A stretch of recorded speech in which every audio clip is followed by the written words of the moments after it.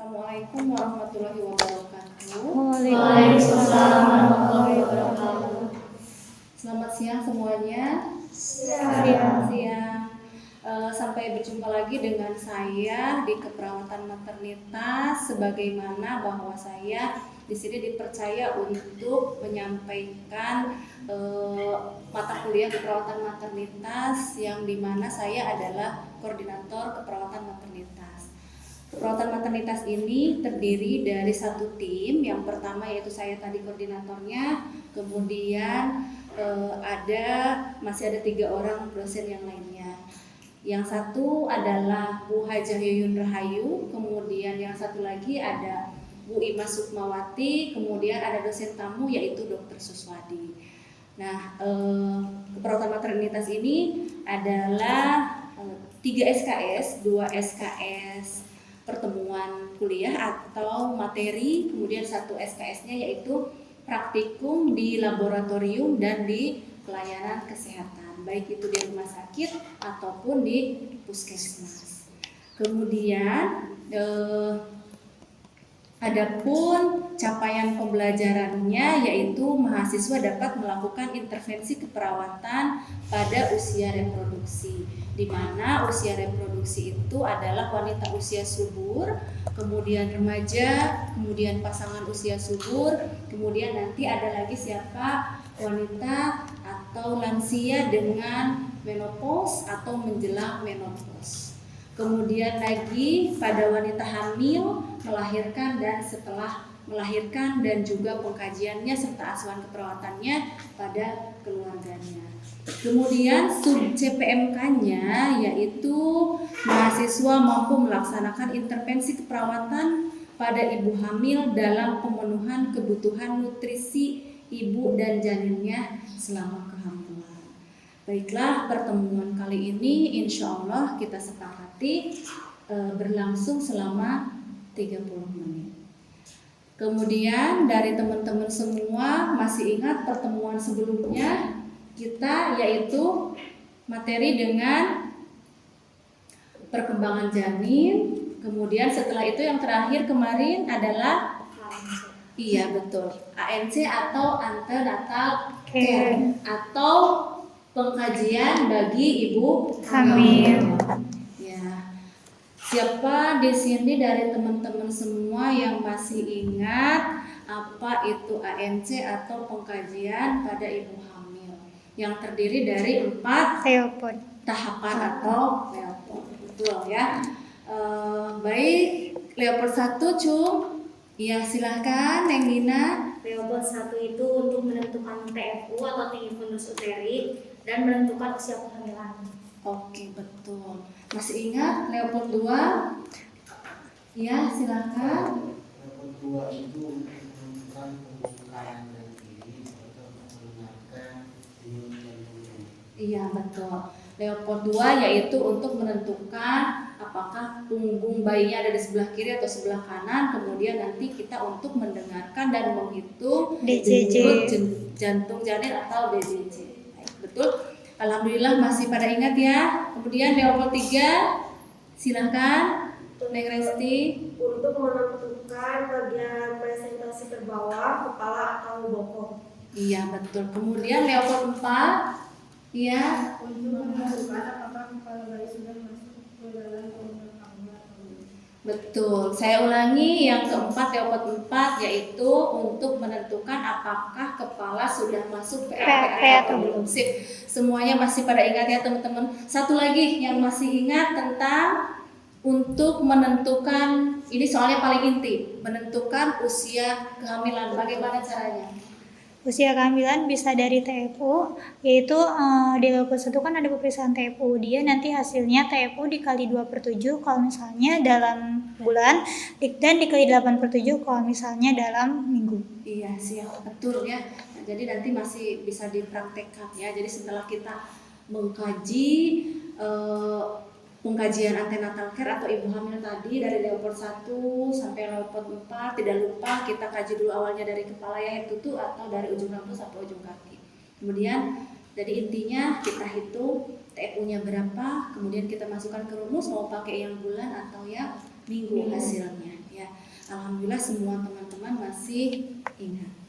Kemudian sambungan untuk pertemuan sekarang yaitu tentang nutrisi ibu hamil ya. Baiklah, di sini nutrisi ibu hamil itu pengertiannya, kehamilan trimester pertama adalah masa yang penting untuk pembentukan embrio dan organ pada janin ya. Sebagaimana kita ketahui bahwa kemarin di perkembangan janin itu dibagi tentang kehamilan itu ada 3 periode. Yang pertama trimester 1, kemudian trimester 2, kemudian trimester 3. Iya, sip, betul. Trimester 1 ini adalah intinya pembentukan janin, pembelahan sel dari mulai pembuahan sperma membuahi sel telur sampai terjadinya embrio, terbentuknya seluruh organ bayi utuh itu adalah di trimester 1, sehingga sangat dibutuhkan nutrisi yang paling bagus pada ibu hamil ya. Kemudian nanti akan dilanjutkan di trimester 2 itu untuk mematangkan. Jadi kalau mematangkan itu semuanya sudah numbuh, bibir, organ jari semuanya sudah lengkap, nanti akan mematangkan atau menyempurnakan. Begitu juga di trimester 3 ya. Nah, kemudian diet atau pengaturan nutrisi pada ibu hamil ini sangat penting sekali tadi tentunya ya. Tidak hanya di trimester 1. Kalau trimester 1 tadi pentingnya karena sedang pembentukan sel, sedang pembelahan sel, sedang pembentukan organ-organ, sehingga di sana sangat diperlukan yang disebut dengan nutrisi asam folat, sehingga mencegah terjadinya kecacatan. Kemudian nanti di trimester berikutnya ada trimester 2, trimester 3 ini juga sangat dibutuhkan untuk pembentukan tulang, kemudian menyempurnakan organ lain, ada zat besi, zinc, karbohidrat dan yang lain-lainnya. Tentunya nanti kita akan lihat berat badan awal ibu sebelum hamil dan setelah hamil. Ya, nanti kita akan menghitung bersama-sama.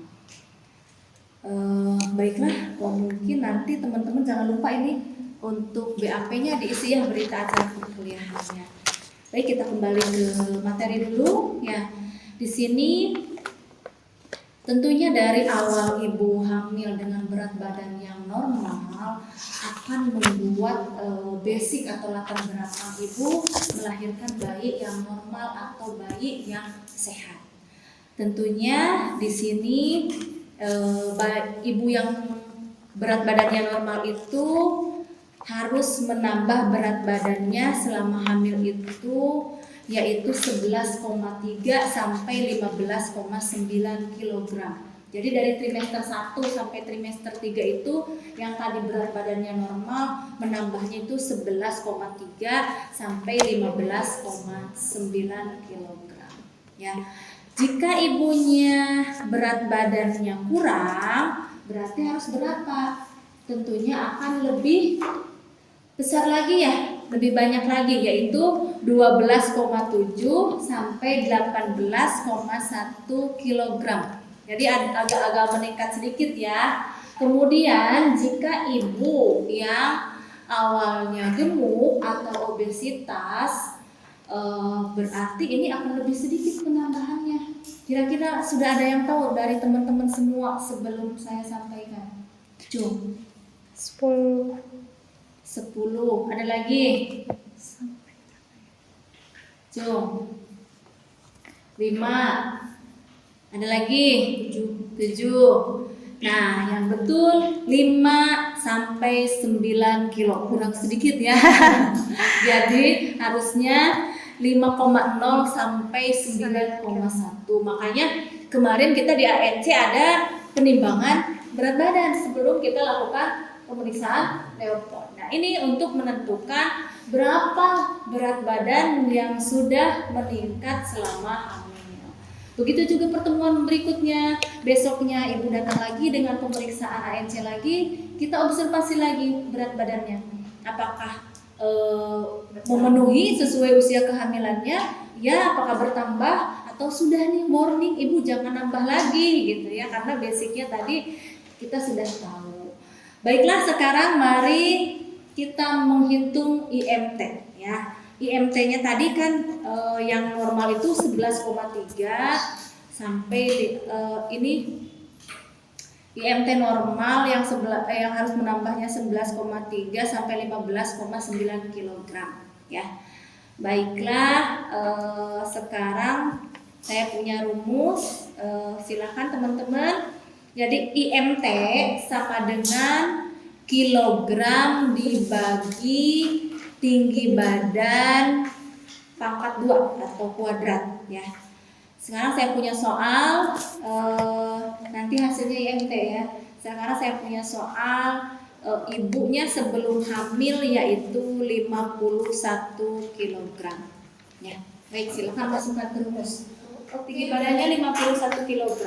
Tinggi badan. Oh, tinggi badan. Oh, berat badan 51 kg, kemudian tinggi badannya 157 cm. Yang tidak bawa ballpen ya atau yang bawa smartphone boleh ditulis di smartphone, karena sekarang itu multimedia tidak hanya bisa untuk telepon aja. Jadi silakan bisa untuk kalau yang bawa laptop boleh dipakai di sekolah. Silakan hitung. Ya, betul. Rumusnya IMT-nya 32 ya. kilogram 51, berat badannya 51, kemudian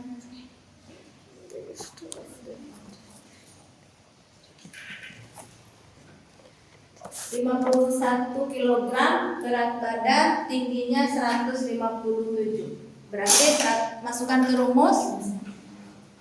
Cung yang sudah 32,4. Bukan. ada lagi yang sudah 21,7. 21,7. Oh, kuadrat. Kok ini kelebihan Lupa, bisa diulangi lupa, Bu. lagi ya? Iya. 12,7 kali 20,7. Bagaimana caranya? Ini betul 20,7, kelebihan 1. Ini kelebihan banyak sekali. Bagaimana caranya? lupa dikuadratkan, Bu. Oh iya betul ya. Jadi jangan lupa berat badan dibagi tinggi badan dikuadratkan atau pangkat 2. Sudah sekarang bisa? Sudah. Bisa, betul ya? Betul. Oke, betul. Iya, betul. Betul. Baik, semuanya bisa. Ya, semuanya bisa ya. Jadi, bisa kita lanjut ke materi kembali ya? Bisa, Bu. Bisa. Nah, baiklah, di sini ada kebutuhan nutrisi selama kehamilan, yaitu ada kebutuhan kalori, kemudian protein, kemudian zat besi, kemudian zinc, asam folat, dan vitamin. Cung, dari teman-teman semua yang tahu vitamin itu apa saja sih? Iya, boleh. Vitamin K, vitamin C, vitamin A, terus vitamin D. Iya, betul ya. Ada vitamin A, ada vitamin K, ada vitamin C, ada vitamin D, ada vitamin E. Itu semuanya dibutuhkan bagi ibu hamil. Kenapa? Selain untuk kebutuhan ibunya, juga tadi untuk kebutuhan nutrisi bayinya atau janinnya ya. Apalagi vitamin K. Vitamin K ini nanti juga bisa diberikan kepada bayi segera setelah bayi lahir. Ini untuk mencegah apa? Terjadinya perdarahan ya. Jadi itu sangat dibutuhkan sekali dan bisa kita dapatkan dari makanan sehari-hari atau makanan-makanan yang ada di lingkungan kita. Jadi nanti pada saat kita penyuluhan kepada pasien ibu hamil, misalkan mau mengajarkan diet atau pengaturan tentang nutrisinya, sebelum kita ceritakan yang mahal-mahal atau yang jarang didapatkan, kita bisa mencontohkan yang sehari-harinya bisa kita dapatkan di lingkungan sekitar rumah kita. Contohnya, iya, jambu batu, betul. Jambu batu itu vitamin C-nya sangat tinggi sekali, ya. Terus apalagi itu kan numbuhnya juga itu ya, tuh seperti di sana ada ya. Jadi numbuhnya itu kan gampang ya, jambu batu itu nggak usah jambu kristal ya, itu vitamin C-nya tinggi. Kemudian apalagi? Jeruk. Iya betul, jeruk juga mudah ya kita dapatkan. Stroberi ya, kebetulan udara kita tropis sehingga gampang sekali tumbuhnya ya. Apalagi stroberi tadi banyak mengandung asam folat untuk mencegah terjadinya kecacatan pada janin. Iya betul. Kemudian protein itu ada 2 macam. Protein apa? Nabati, hewani. Iya, ini mah semuanya tahu ya. Jadi yang nabati itu apa saja? Keju. Bukan. Dari tumbuh-tumbuh sayur-sayuran. Iya, apa itu? Kacang-kacangan. Kacang. Nah, ya. Kemudian yang dari hewani, Dari ayam. daging, telur, iya, ya. Dagingnya tidak hanya dari ayam ya, pokoknya daging-dagingan, boleh daging merah atau daging putih ya, kelinci gitu ya. Ikan jangan lupa ya, ikan ada ya, ada ikan laut, ada ikan tawar gitu ya, boleh. Asin. Iya, ikan asin jangan terlalu banyak karena itu sudah diawetkan ya. Kemudian nutrisinya bisa jadi sedikit karena sudah diawetkan tadi, tapi boleh ya. Kemudian lagi ada susu boleh ya, kalau mau mengkonsumsi susu atau misalkan suka dengan susu, karena ada juga yang tidak suka ya, karena memang iya ada yang zat besinya mungkin ya, atau aromanya gitu membuat ibu hamil lebih mual gitu ya. Ini bisa diakalin atau diganti dengan susu kedelai gitu ya. Jadi ini akan mengurangi rasa mual, itu boleh ya. Nah, kemudian lagi ada beberapa yang harus dihindari oleh ibu hamil. Kira-kira apa nih? Disebut nutrisi bisa jadi, disebut bukan juga bisa jadi gitu ya. Kira-kira apa? Teh, kopi, kemudian obat-obatan. Kemudian satu lagi soda atau alkohol gitu ya. Jadi ada 4 macam tadi ya si ya. Jadi saya ulangi, kenapa tidak boleh minum kopi? Karena mengandung kafein. Iya, kenapa kafein? Kafein itu bisa menyebabkan gejalanya berdebar-debar. Kemudian timbul rasa cemas. Iya, meningkatkan rasa mual. Terus apalagi gelisah sehingga pasiennya susah tidur. Jadi ini dihindari atau dikurangi. Ya boleh kalau sekali-sekali, tapi kalau sering-sering jangan kalau ibu hamil ya. Kemudian kalau teh, kenapa teh juga harus dihindari? Sebetulnya tidak total dihindari gitu. Kalau misalkan suka ya silakan. Ini untuk mengurangi rasa mual juga minum teh hangat gak apa-apa. Nah, kapan dikonsumsinya? Jangan setelah Makan protein. Iya, kenapa? Boleh setelah makan. Karena tidak akan si zat dalam makanannya Iya betul. Akan terikat oleh Teh. teh. Seperti apa? Zat besi, kemudian seng, kemudian zinc tadi akan terikat oleh itu. Boleh beberapa jam setelah makan. Ya, jadi jangan segera setelah makan. Jadi dari tadi zat-zat yang dibutuhkan oleh ibu dan janin akan terikat oleh teh tadi. Ya, jadi bukan tidak boleh secara total gitu ya. Nah, kalau obat-obatan kenapa tidak boleh? karena takutnya akan mempengaruhi janin. Betul, akan sangat mempengaruhi pertumbuhan dan perkembangan Janin. Sehingga jika memang ibu diharuskan mengkonsumsi obat-obatan, maka harus dengan pengawasan siapa? Dokter. Atau tim medis. kesehatan. Kita tim kesehatan?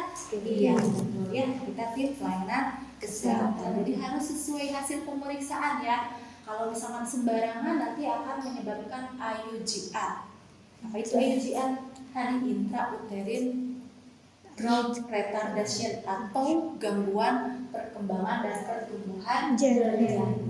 Ya. Kemudian alkohol, tentunya tadi ya soda atau alkohol dapat tadi mengganggu betul pertumbuhan dan perkembangan janin, juga bisa menyebabkan terjadinya gangguan atau kecacatan. Nah, ini tidak boleh. Kalau ini tidak boleh, ya.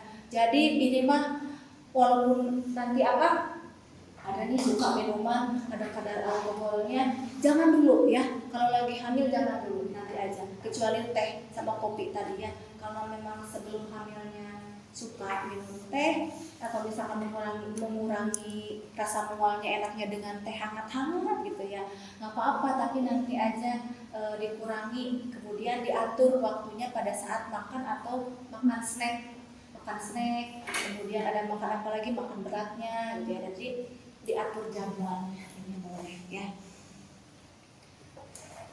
Kemudian kita lanjutkan dampaknya. Ini dampak jika kita kekurangan nutrisi bagi ibu hamil. Yang pertama yaitu bisa terjadi kelahiran prematur.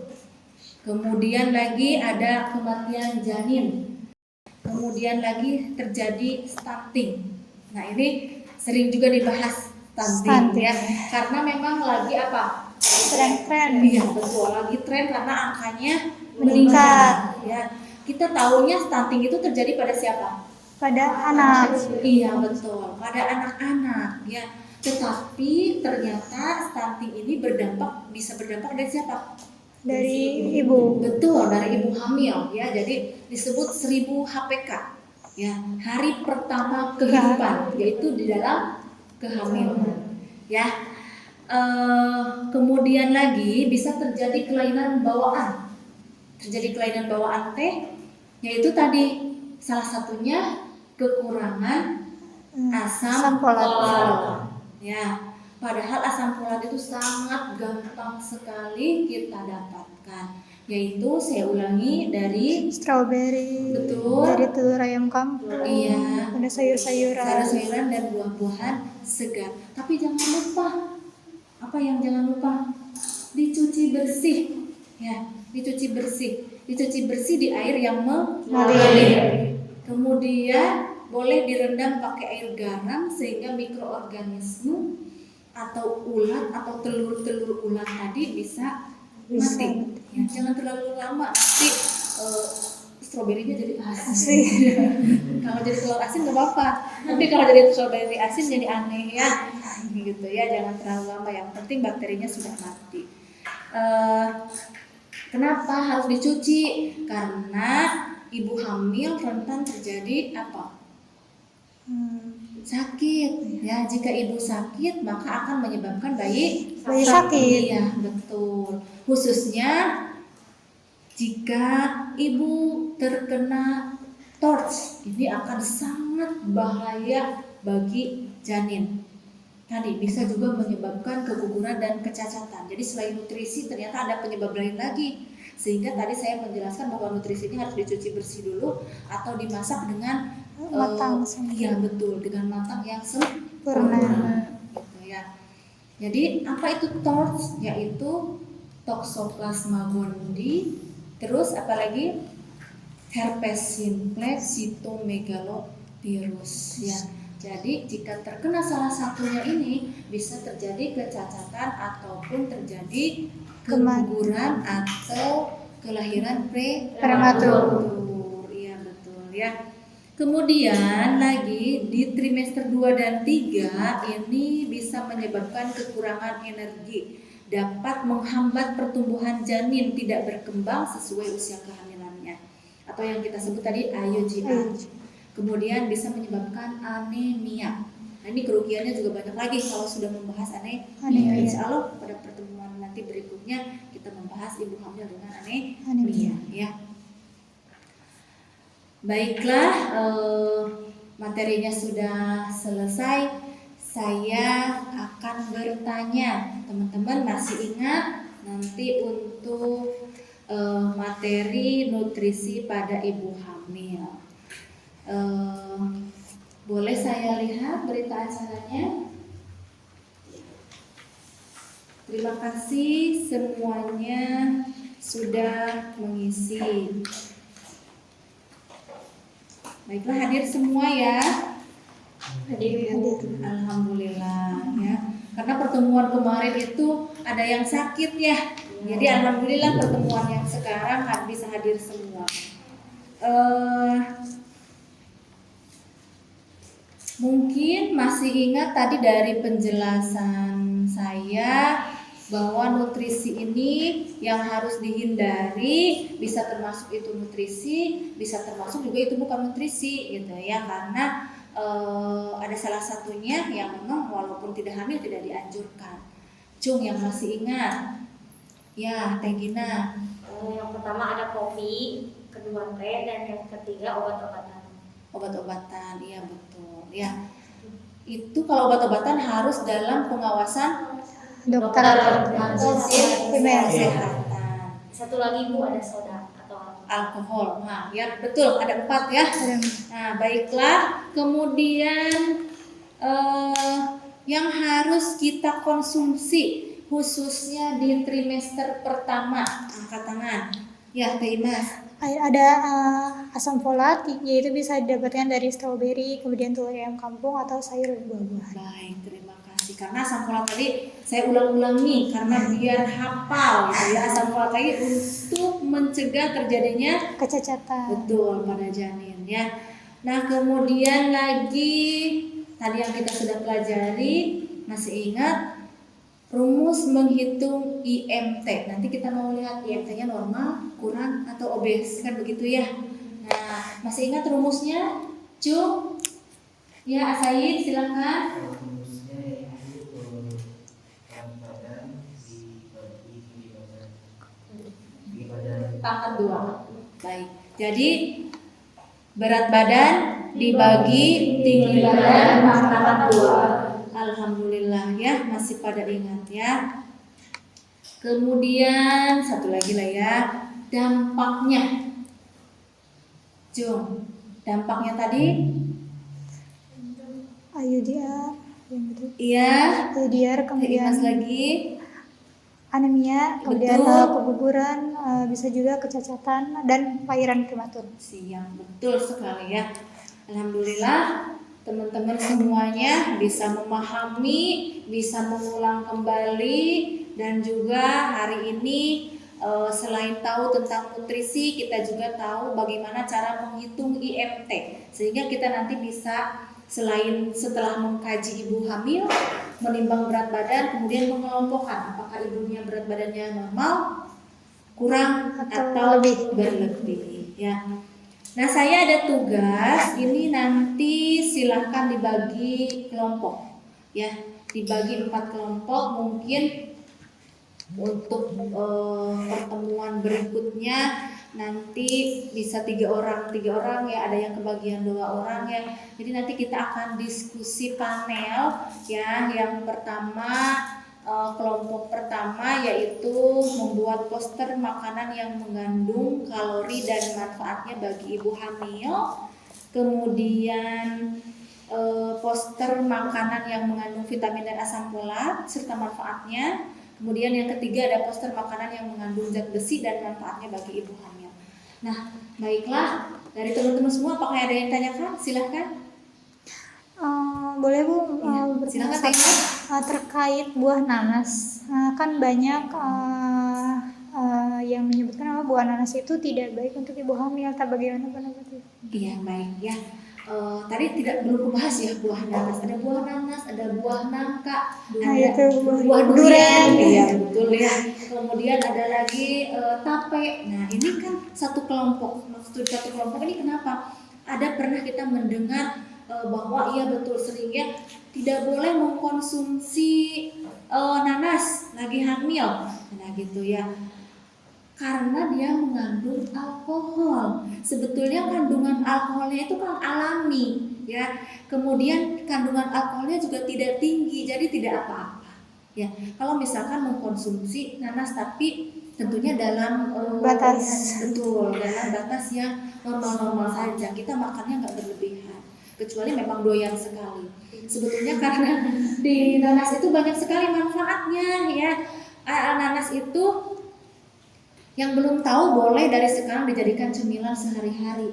Itu bisa memperlancar peredaran darah atau menghambat penuaan dini karena bisa memperlancar peredaran darahnya tadi. Kemudian lagi bisa mencegah terjadinya hipertensi ya. Jadi nanas, durian, nangka, kalau yang suka ya silahkan, tapi tadi dosisnya atau konsumsinya jangan terlalu banyak ya. Terus kalau ibu hamil terlalu banyak mengkonsumsi nanas, katanya akan menyebabkan keguguran itu. Keguguran itu sebetulnya enggak juga ya, karena tadi mungkin gimana kehamilannya ya, Bu, ada yang lemah, ada yang iya ya. Jadi kalaupun itu terjadi keguguran, sebetulnya kita boleh diperiksakan ke pelayanan kesehatan. Sebetulnya apa sih gitu ya, dan penyebabnya langsung tadi apa sih yang menyebabkan keguguran ini. Jadi apakah betul dari nutrisi yang kita makan, tapi kalau dengan kadar yang biasa-biasa saja insya Allah tidak akan menyebabkan terjadinya keguguran. Dan keguguran itu biasanya terjadinya pada kehamilan trimester pertama. Baik. Selain Teh Imas ada lagi? Ya, silakan Teh Dina. Izin bertanya, Bu. Jadi saya kan pernah dengar katanya kalau lagi hamil ingin anaknya laki-laki, terjadinya laki-laki itu harus mengkonsumsi banyak daging-dagingan. Itu apakah benar atau tidak, Bu? Iya, ini kaitannya kemarin di perkuliahan kita tentang tumbuh kembang janin ya. Memang ada kaitannya dengan nutrisi ya sekarang, karena tadi mitosnya katanya harus banyak makan daging kalau laki-laki, kalau perempuan harus makan sayur gitu Iya, ya, gitu. yang sering kita dengar ya. Sebetulnya tidak seperti itu. Jadi yang sebetulnya itu adalah bagaimana foreplay, karena yang punya kromosom dia menentukan anaknya laki-laki atau perempuan itu adalah suami ya. Kita punya kromosomnya apa? XX. Yang punya XY adalah Suami. laki-laki ya. Jadi foreplay sebelum ibu berhubungan suami istri. Jadi buatlah cairan vaginanya itu asam atau basah. Nah, di sini yang dapat menentukan apakah dia laki-laki perempuan. Jadi bukan dari Makan. dagingnya gitu ya. Boleh nanti kita bahas lagi ya di pertemuan nanti, sebetulnya sudah lalu ya. Nah, ini nanti kita di diskusi berikutnya boleh ya kita bahas lebih jauh lagi. Karena sebetulnya bukan dari nutrisi, tapi ada kuncinya dari foreplay atau pemanasan ya.